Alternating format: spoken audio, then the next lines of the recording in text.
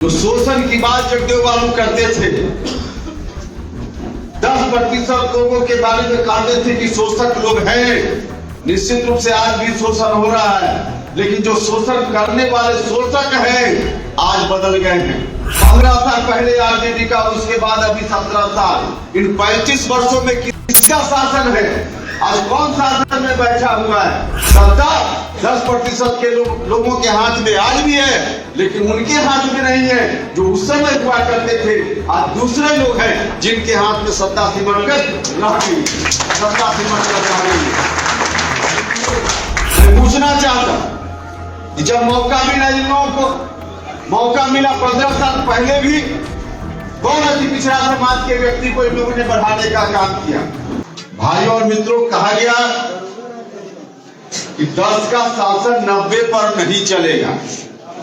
ठीक है, जगदेव बाबू उस समय बोलते थे, लेकिन जगदेव बाबू जब बोलते थे उस वक्त और आज में काफी फर्क है, काफी फर्क है।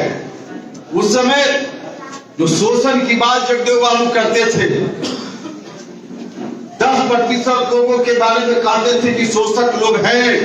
निश्चित रूप से आज भी शोषण हो रहा है, लेकिन जो शोषण करने वाले शोषक हैं आज बदल गए हैं, आज बदल गए हैं। जगदेव बाबू के बाद शासन आज कितना दिन हुआ? 15 साल पहले आरजेडी का, उसके बाद अभी 17 साल, इन 35 वर्षों में किसका शासन है? आज कौन शासन में बैठा हुआ है? जगदेव बाबू ने या उस समय के लोगों ने जो छीनकर सत्ता वहां से लाई, सत्ता कहां सिमट कर रह गई है, सत्ता कहां लिपट कर रह गई है? भाई और मित्रों, आज इसको समझने की जरूरत है, इसको समझने की जरूरत है। सत्ता 10% के लोगों के हाथ में आज भी है, लेकिन उनके हाथ में नहीं है जो उस समय हुआ करते थे। आज दूसरे लोग हैं जिनके हाथ में सत्ता सिमट कर रह गई, सत्ता सिमट कर रह गई।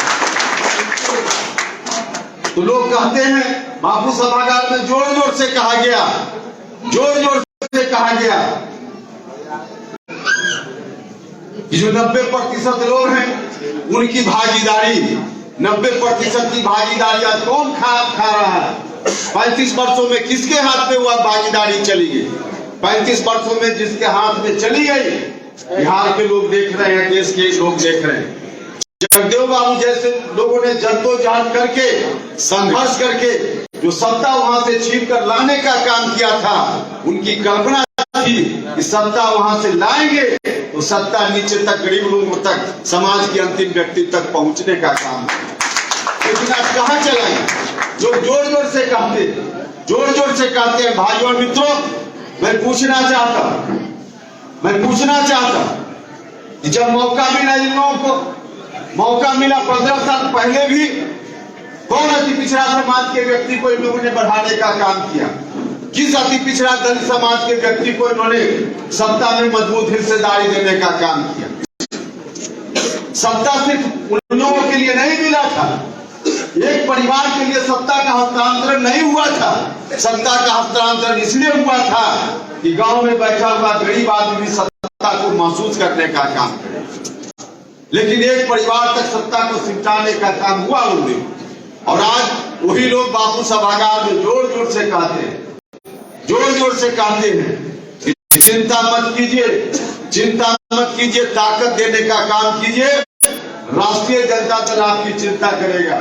राष्ट्रीय जनता दल ने कभी चिंता करने का काम नहीं किया।